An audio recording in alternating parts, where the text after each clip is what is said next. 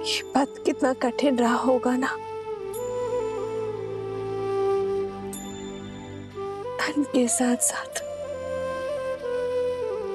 मन की पीड़ा भी कितनी विकट रही होगी ना। सब मेरे कारण। हाँ, ये सब कुछ तुम्हारे ही कारण हुआ है। अपने देश से निष्कासित एक कुमार, एक वनवासी मर्यादा पुरुषोत्तम बना तुम्हारे कारण। तुम्हारे कारण बाली जैसे दुष्ट का वध हुआ। तुम्हारे कारण सागर पर सेतु बनाने का असंभव लक्ष्य सिद्ध हुआ। संसार में मर्यादा की स्थापना हुई, पाप का अंत हुआ।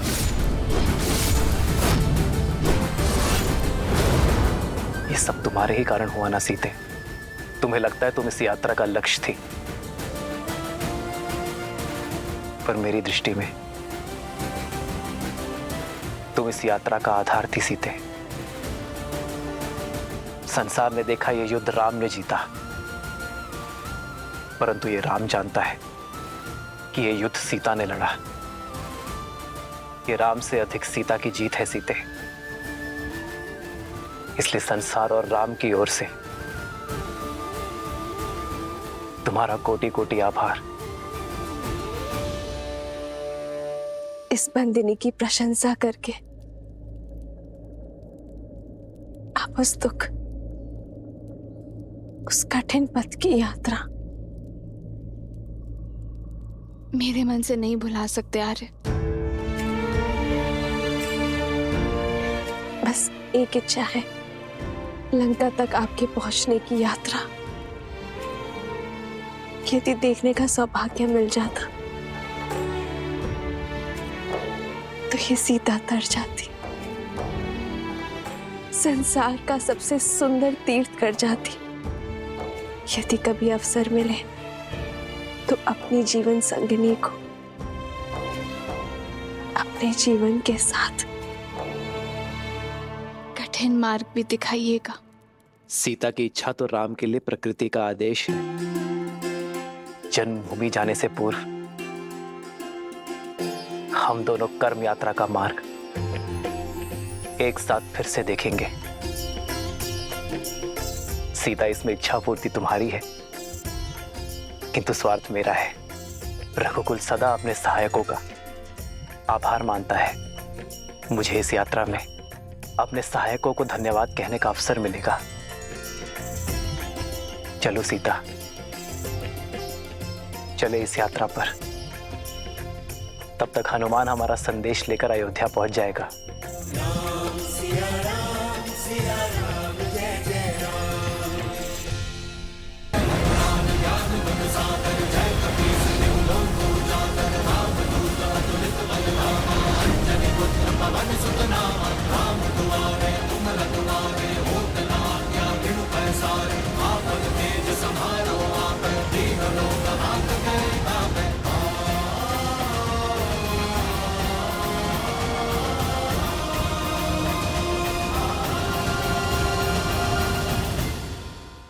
जय श्री राम। जय महावीर हनुमान, जय जय हनुमान अवश्य ही भैया का संदेश लाए होंगे। भैया भरत को हनुमान का प्रणाम। हनुमान,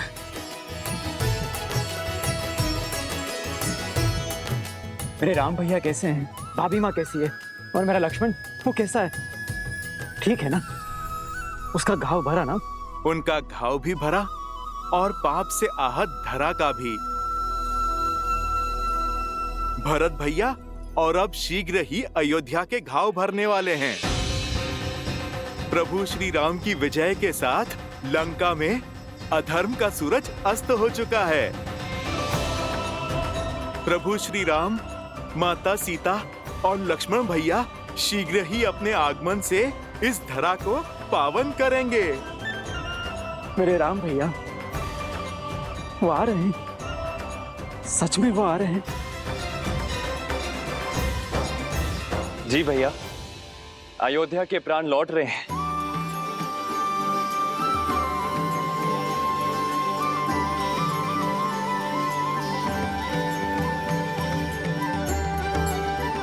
हनुमान, इस प्राणहीन निर्जीव शरीर में आपने पुनः प्राण फूके हैं। समझ नहीं आता आपका धन्यवाद कैसे करूं मैं। प्राण तो आ गए, किंतु राम कैसे आएंगे? 14 वर्ष पूर्ण होने में अब कुछ ही प्रहर शेष हैं। इतनी शीघ्र उनका अयोध्या आगमन असंभव है। यदि राम समय पर अयोध्या न पधारे तो ये सुख की नगरी दुख के सागर में डूब जाएगी।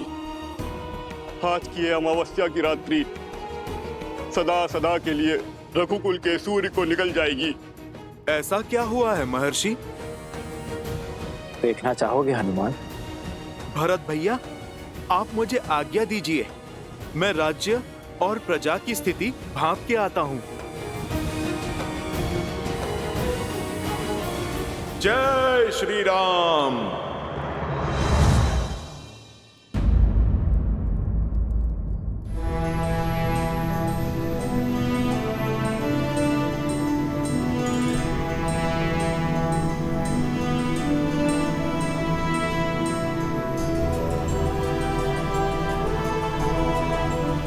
वो देखो सीता,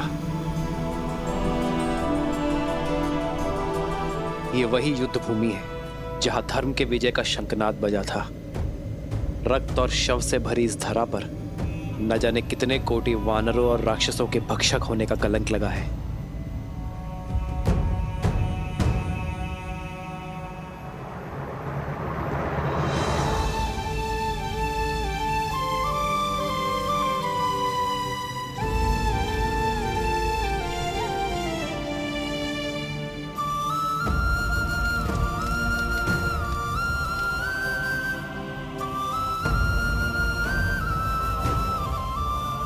शांति से पूर्व भवंडर आता ही है आर्य।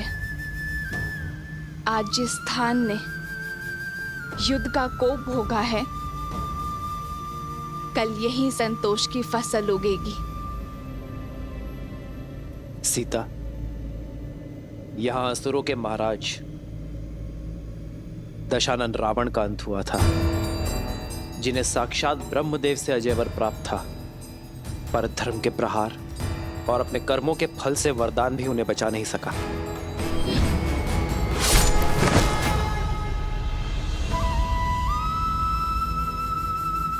रावण के अंत के साथ लंका के अधर्म और अशांति का भी अंत हुआ है।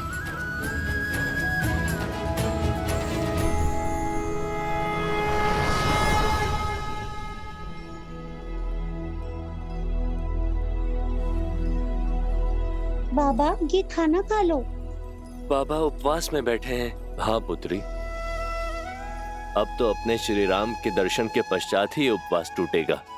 जब तक भक्त अपने भगवान के दर्शन नहीं कर लेते, गले से खाना नहीं उतरेगा।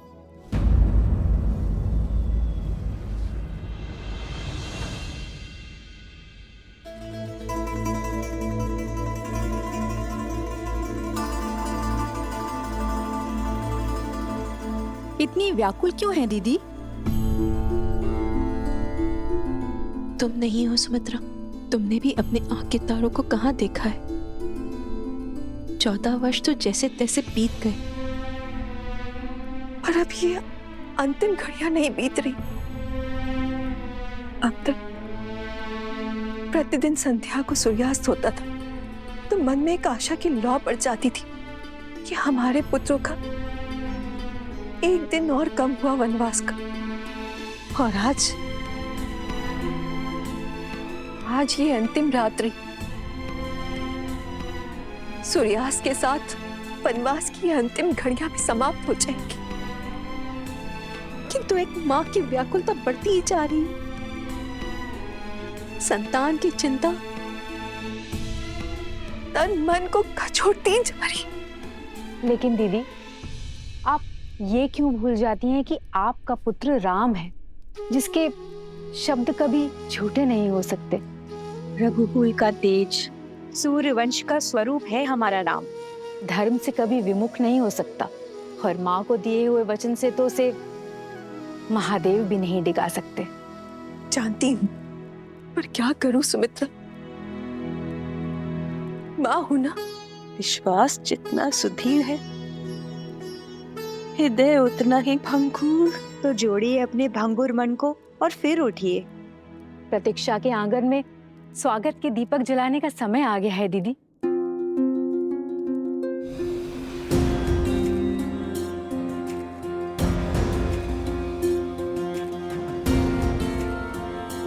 फल ले लो, मीठे स्वादिष्ट फल। प्रेम की हर पराकाष्ठा पार की है अयोध्या वासियों ने, किंतु विरह की आंधी आशा के दीप को नहीं जला सकती। मुझे प्रभु श्री राम के आगमन का उत्साह हर मन, हर जन में भरना होगा।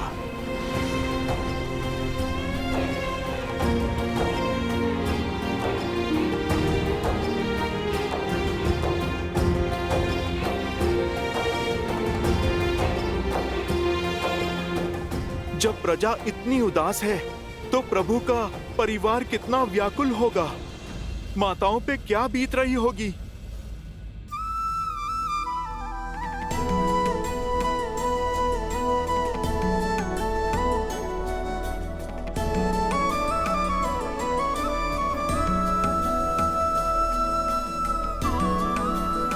अरे शीघ्र करो, मेरे राम के लिए राजभोग बनाना है। और सुनो, मेरे लक्ष्मण के लिए केले का शाक और पूरी बनी कि नहीं? मेरी सीता के लिए उसके मुख सा सुंदर चंद्रकला भी तो बनाना है। अगर आते ही भोजन मांगेंगे तो क्या कहूंगी मैं? शीघ्र करो। और हाँ, खीर में केसर डालना मत भूलना।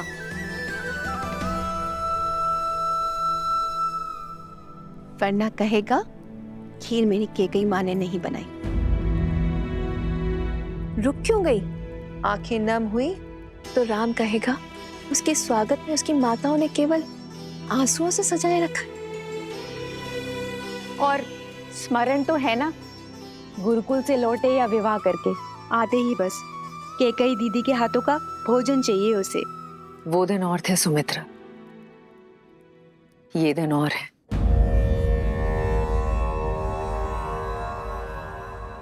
मेरे कारण मेरे राम लक्ष्मण सीता को कितनी पीड़ा सहनी पड़ी होगी ना। मेरे कारण मेरे राम और सीता ने कितना वियोग सहा होगा। प्रभु से इतनी ही प्रार्थना है कि आज मेरे राम को मेरे हाथों का भोजन भा जाए, बस। किंतु उनको भोजन परोसने से पूर्व हमें पितरों और पूर्वजों को भोग लगाना होगा। पितरों की पूजा उन्हें प्रसन्न करने के लिए अमावस से शुभ दिन तो कोई हो ही नहीं सकता। और आज के दिन उनकी पुण्य आत्माएं धरती पर आती हैं और आज की गई पूजा से हमें उनके आशीष का वरदान देती हैं। निश्चिंत रहिए दीदी, रघुकुल का हर तारा आज पृथ्वी पर आएगा। मेरे राम को, अयोध्या के नए राजा को आशीष देने, आशीर्वाद देने।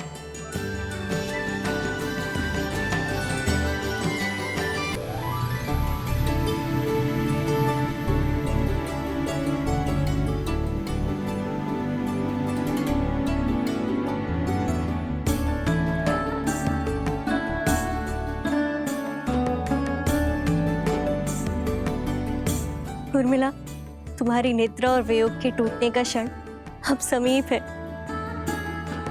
14 वर्ष तक मैं आपकी नींद लेती रहूंगी, ताकि आप 14 वर्ष तक बिना सोए अपना धर्म निभा सकें। अब समय आ गया है दीदी कि आपकी सारी तपस्या, आपके कष्ट और आपके त्याग दूर हो। जब आप अपने नेत्र खोलेंगी तब आपके साथ आपका सारा संसार झूम उठेगा।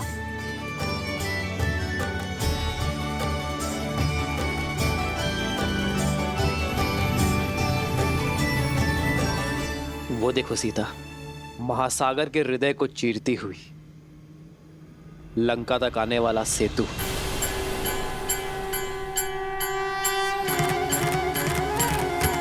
प्रतीक है मेरे हृदय को चीरती हुई हर वो पुकार का जो मैंने तुम्हें दी। वैसे तो इसे नल नील, हनुमान और मेरे वानर वीरों ने बनाया है, परंतु इसे बनाने के लिए जो इच्छा शक्ति और ऊर्जा मिली है वो तुमसे मिली है सीता। मेरे वानर वीरों ने दिन रात्रि एक करके श्रद्धा का ये सेतु निर्माण किया है। यहां लगा प्रत्येक पाषाण, प्रत्येक श्वेत की बूंद अपने अंदर आशा की किरण और विजय की आस लिए हुए थी। ये सेतु परिश्रम, परीक्षा और हमारी एकता का प्रतीक है।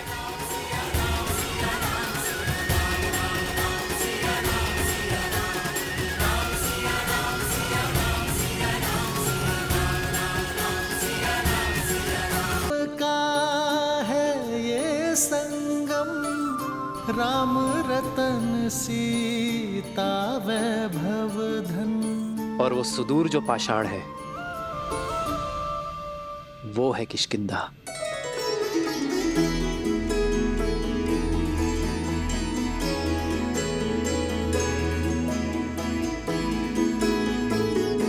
यहीं पर मेरे मित्र वानरराज सुग्रीव और बाली के बीच युद्ध हुआ था सीते। लक्ष्य की प्राप्ति का मार्ग सिद्ध हुआ था। एक नारी का असम्मान करने वाले के प्रति प्रतिहार यहीं से आरंभ हुआ था सीते।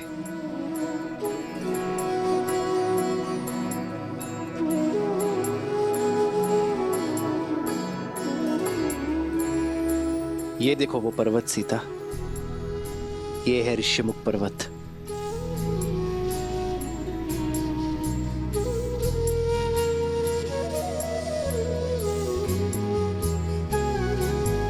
यहीं पर हनुमान, सुग्रीव और मेरे अन्य वानर वीरों के साथ प्रेम और भक्ति का बंधन जुड़ा था। इसी पावन भूमि पर विजय पथ का आरंभ हुआ था। और ये वो स्थान है सीते जहां मैं पहली बार भक्ति की पराकाष्ठा, प्रेम के प्रतीक, बल के पर्याय मेरे पांचवे भाई संकट मोचन हनुमान से मिला था।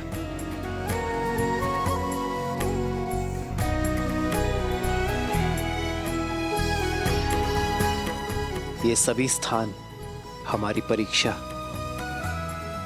और हमारी प्रतीक्षा के प्रतिबिंब है सीते। हमारा हर आगे और पीछे बढ़ता पग, हर निराशा, हर संग्राम के चिन्ह है यहाँ। और आज मैं इन सभी से विदा लेकर अपने आधार, अपनी पत्नी, अपनी सीता के साथ मातृभूमि अयोध्या लौट रहा हूं।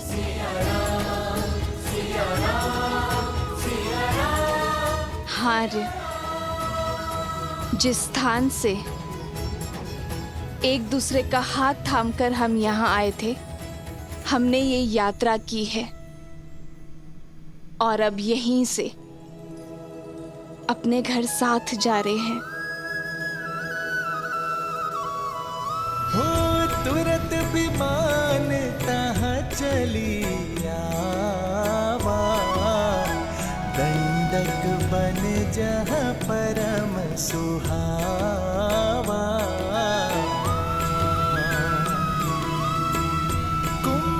जाति मुनि नायक नाना, गए रामो सबके स्थाना।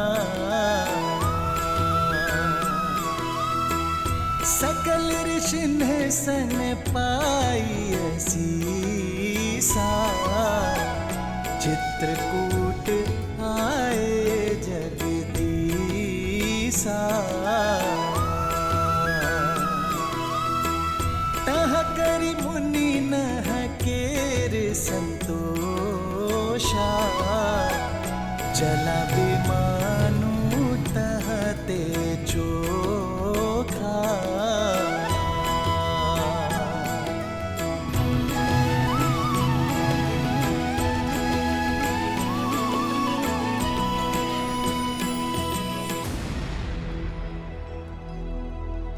बताओ हनुमान, अयोध्या में क्या देखा आपने? प्रतीक्षा, अपने भगवान के दर्शन की प्रतीक्षा। परंतु अब ये प्रतीक्षा निराशा का रूप ले रही है। प्रजा का उत्साह, हर सुख, सब कुछ छिन चुका है। हमें निराशा के अंधकार में आस का दीप जलाना ही होगा। किंतु हनुमान, हमारी प्रतीक्षा इतनी लंबी क्यों? व्यक्ति चाहे जितना थका हुआ क्यों ना हो, जितना भूखा हो, घर में आने से पहले पवित्र होके सारा मैल बाहर छोड़कर आता है।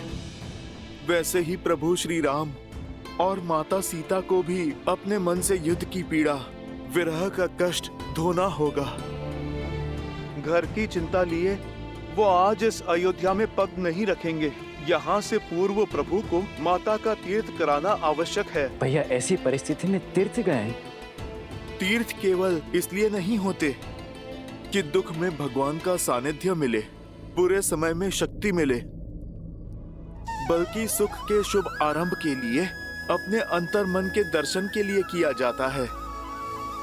बीते हर दुख को भुलाकर एक सुंदर कल के स्वप्न के लिए किया जाता है। नए आरंभ के लिए, ना कि ऊर्जा पाने के लिए किया जाता है। हर उस स्थान पर जहां प्रभु श्री राम ने माता सीता के लिए आंसू बहाए, वो इस सृष्टि पर तीर्थ की उपमा पा चुका है। प्रभु ने वनवास का हर कष्ट जहां पर भुगता, वो तो संतोष प्राप्ति का स्थान बन चुका है। जहां जहां प्रभु ने संतों का सानिध्य किया, हर वो स्थान पवित्रता का पर्याय बन चुका है। महात्मन भरत, अब आप चिंता ना करें। मर्यादा पुरुषोत्तम मेरे प्रभु श्री राम अपने शब्दों से कभी भी विमुख नहीं होते। प्रभु श्री राम अयोध्या आएंगे, अवश्य आएंगे भैया। आज वो अपने सूर्य के तेज से अमावस की रात को प्रकाशमय करेंगे, और आज हम इस अंधकार को उल्लास और आनंद के दीपों से दूर करेंगे भरत भैया। अयोध्या आज सहस्त्र लाखों लाखों छोटे छोटे दीपों से नहाएगी। प्रभु श्री राम आने को हैं। हो तीरथ पति पुनि देखो प्रयागा, निरखत जन्म कोटि अगभागा। मैं अयोध्या में भैया के बिना प्रवेश नहीं कर सकता। आप सब जाइए और कह दीजिए अयोध्या वासियों से कि दुख की इस घड़ी को सुख में बदल दे। अमावस्या की इस काली रात्रि को दीपों से पूर्णिमा सा तेज दे। कह दीजिए उनसे कि अयोध्या का कल हमारे श्री राम, माता सीता और लक्ष्मण के साथ पुनः पधार रहे हैं।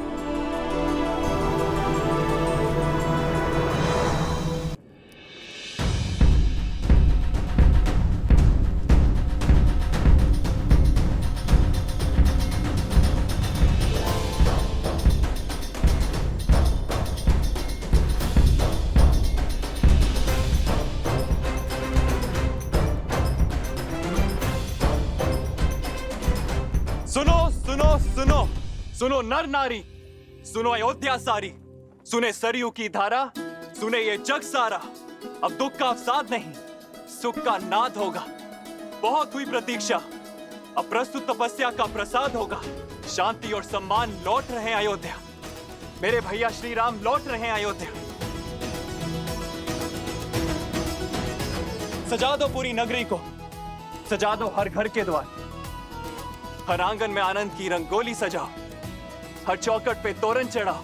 पुष्प की भीनी सुगंध से पूरी नगरी को महका दो, और अमावस्या की इस काली रात्रि को दीपों के रोशन से मिटा दो, क्योंकि इस अयोध्या में प्राण लौट रहे हैं। मेरे भैया श्री राम आ रहे हैं। जय श्री राम, जय श्री राम, श्री राम, जय श्री राम, जय श्री राम, जय श्री राम, जय श्री राम, जय श्री राम, जय श्री राम। श्री राम लौट रहे हैं। कहीं ये झूठा आश्वासन तो नहीं? अब अगर श्री राम प्रभु नहीं लौटे ना, मेरे प्राण तो सच में चले जाएंगे। प्राण तो उर्मिला दीदी के जा सकते हैं, अगर मध्य रात्रि से पहले लक्ष्मण भैया ना लौटे तो। शुभ शुभ बोलो श्रुतकीर्ति। अब अयोध्या में इतना बल नहीं कि एक और परीक्षा दे सके। संसार की सारी बाधाओं को दूर करके लौट रहे हैं मेरे भैया। बस उनके मार्ग में अब और कोई बाधा ना आए।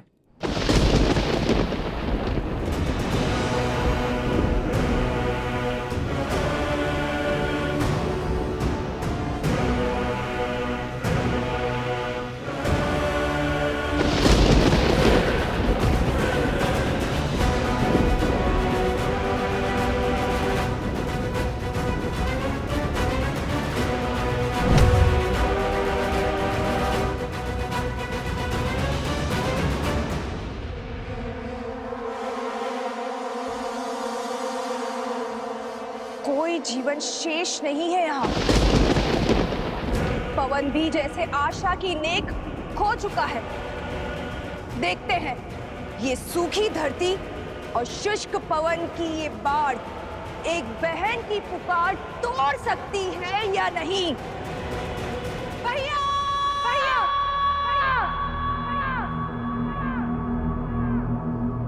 भैया! भैया!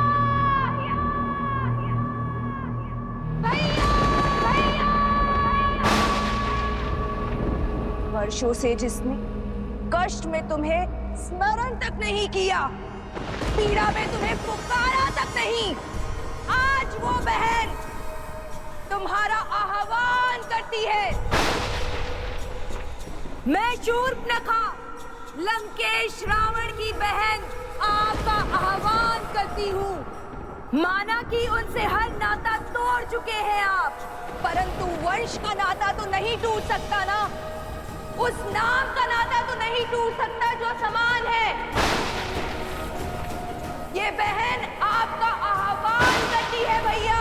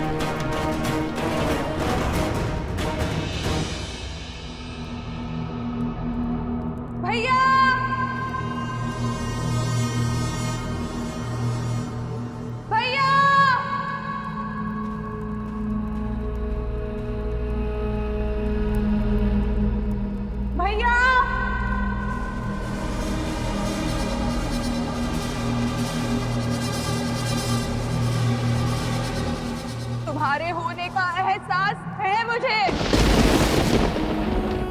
मैं जानती हूँ तुम मुझे सुन रहे हो। तो सुनो, हमारे प्रिय भैया रावण, उनका वध हो गया है। चले गए वो जिनका 10 लोगों पे आधिपत्य था, वो जो संसार के स्वामी थे, वो नहीं रहे। और इस दुर्गति की दोषी हम में से ही एक है, हमारा ही रक्त। अब राक्षसों की आशा केवल एक से शेष है, वो तुम हो। बताओ भैया, राक्षसों की शान, उनके सम्मान को तार तार करने वाले को दर्द दोगे या नहीं? राक्षसों के भविष्य को तुम्हारी आवश्यकता है भैया। असुरों के कल को तुम्हारी आवश्यकता है। छल से छल्ली कर दिया था उन्होंने भैया को, माया से मारा था भैया को। आज ये बहन प्रतिशोध चाहती है।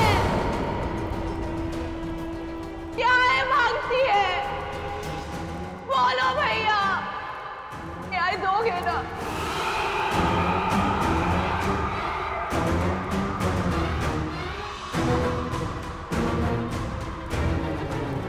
भैया, लंका को ध्वस्त और लंका के सूर्य को अस्त करने वाला वो हमारा नगर छोड़कर उत्तर की ओर जा रहा है भैया, और वो भी उस विमान में जो लंका का सम्मान था।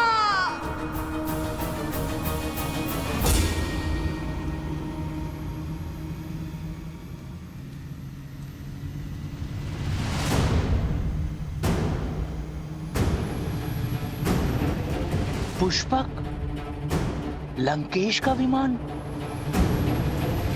प्रहार के लिए सज्ज हो जाओ, सज्ज हो जाओ।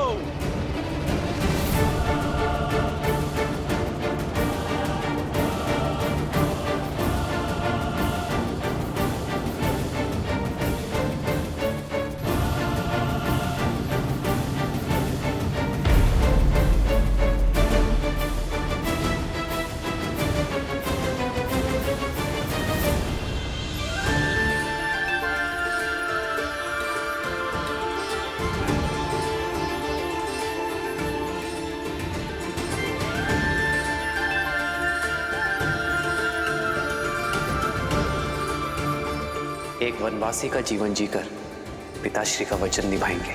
इससे पूर्व अयोध्या वासी खोजते हुए हमें यहाँ आ जाए। हमें गंगा पार करवा दीजिए। श्री रामचंद्र कृपालु भजु मन हरण भव भय दारुणम नव कंज लोचन कंज मुख कर कंज पद कंजारुणम कंदर्प अगणित अमित छवि नव नीला नीरज सुंदर। प्रभु आप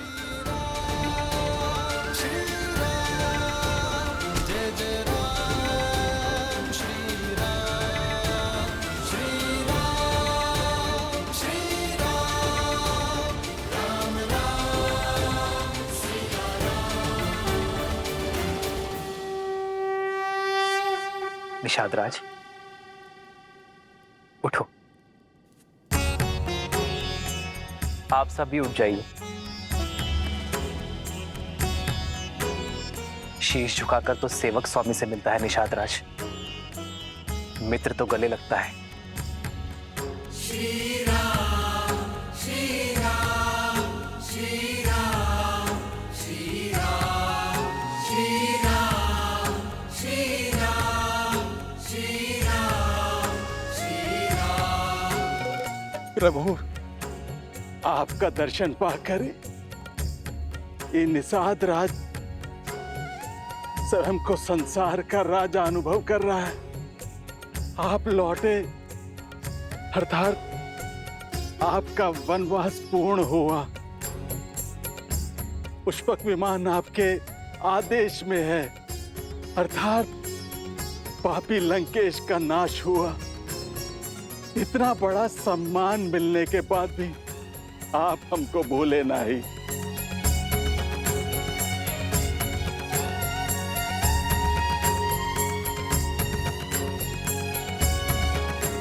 कुछ देना ही चाहते हैं तो पुनः दर्शन देने का आश्वासन देके जाइए। महादेव ने चाहा तो यही होगा। अपना वचन निभाने के लिए आप निषाद राज के घर आए। आपने हमारा जीवन तार दिया प्रभु।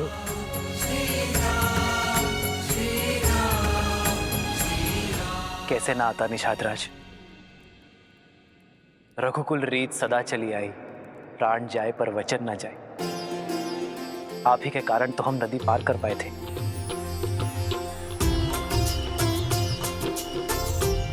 आप ही के कारण तो जीवन का लक्ष्य पाया। यदि आभार नहीं मिला लौट जाता तो यहाँ का पुण्य कैसे मिलता निषाद राज।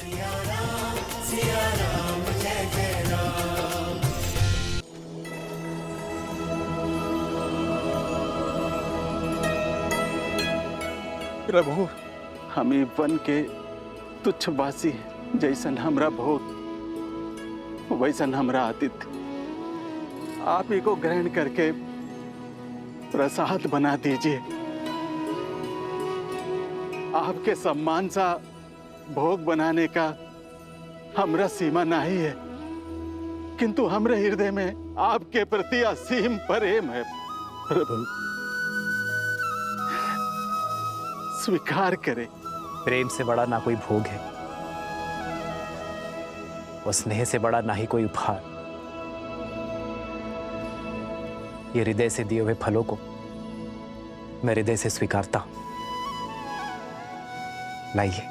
पुनि कृपाल लियो बोली केवटा, दीन है भूषण बसन प्रसादा।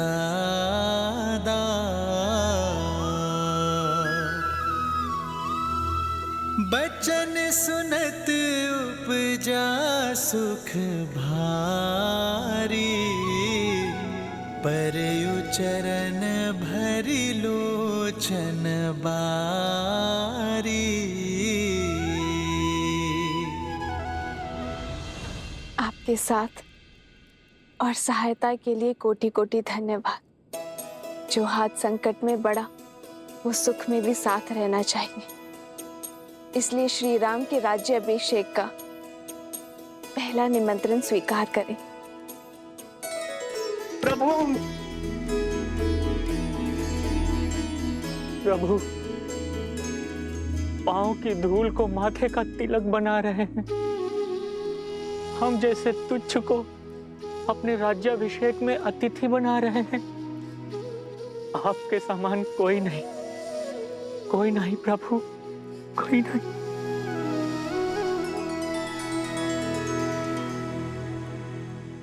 उठिए केवट जी।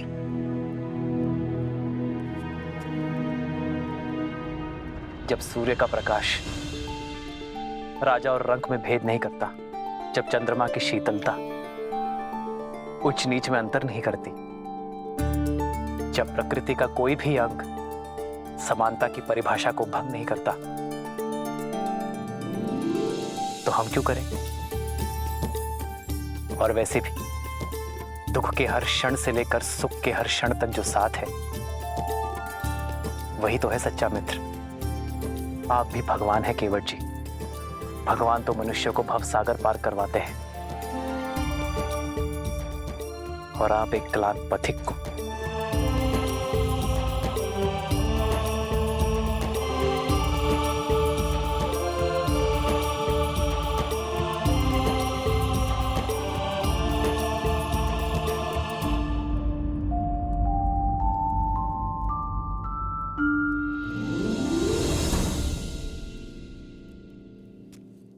भैया, अब हमें प्रस्थान करना चाहिए।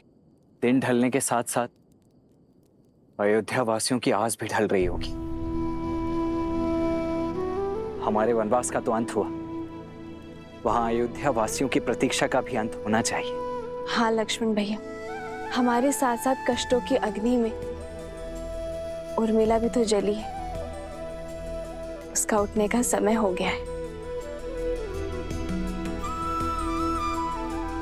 जिस प्रकार एक माता अपनी संतान का कोई दुख नहीं भूलती, उसी प्रकार आप भी अन्यों की पीड़ा नहीं भूलती हैं भाभी माँ। आप भी मत भूलिए लक्ष्मण भैया, श्री राम के होते कोई पीड़ा उनके परिवार या उनकी प्रजा को छू भी नहीं सकती।